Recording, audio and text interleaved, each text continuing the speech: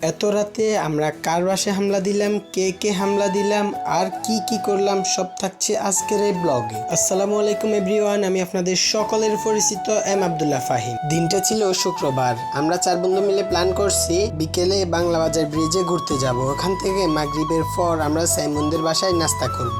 আসল মজা সাইমুনদের বাসায়। ওইখানেই আমরা নাস্তা করতে বসে হঠাৎ করে সকলে প্ল্যান করে যে চলো আমরা সবাই রাজুর বাসায় আজকে যাব এন্ড ওইখানেই নিজেরা খাবার তৈরি করে রাত্রের খাওয়া খাবো।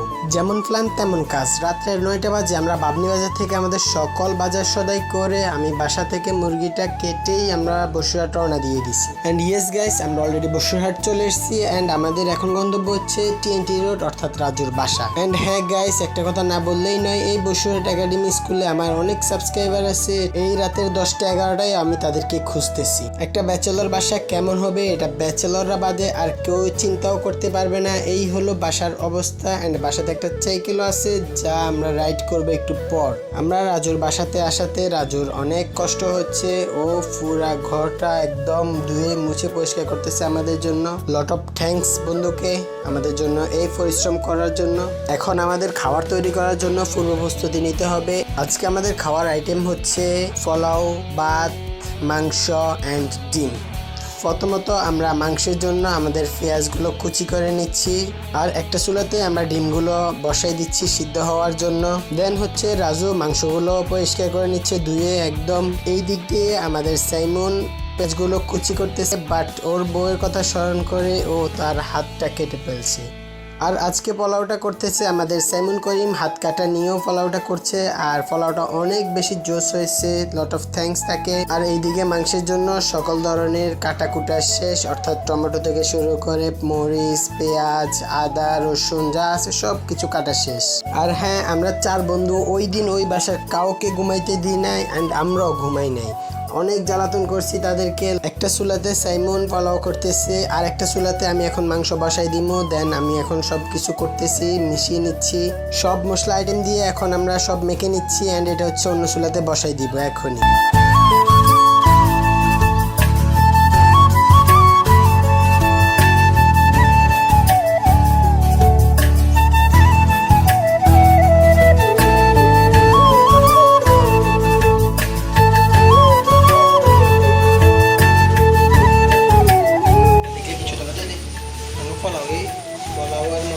টেস্ট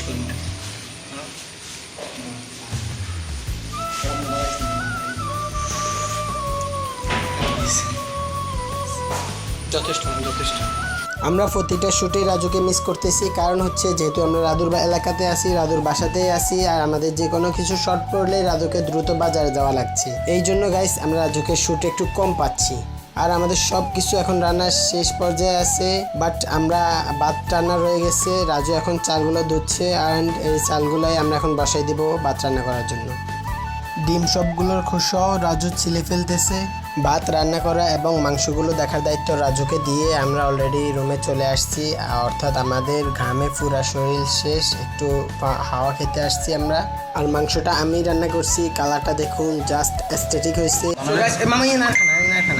আমাদের প্রথমে আমরা একটা করে টেস্ট করতেছি। মামা রিভিউ, আমার খানা নিয়ে রিভিউ শুধু সেই আর কিছু না।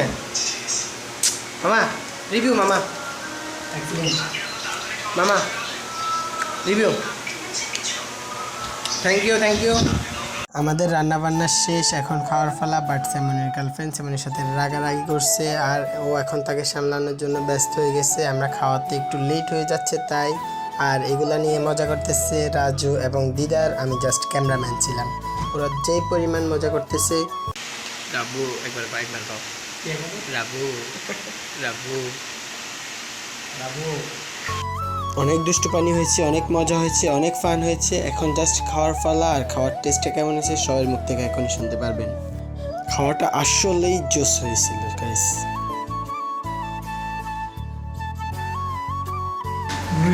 মামা ইয়ে দাও খাওয়ার কোয়ালিটি আসলেই মামা।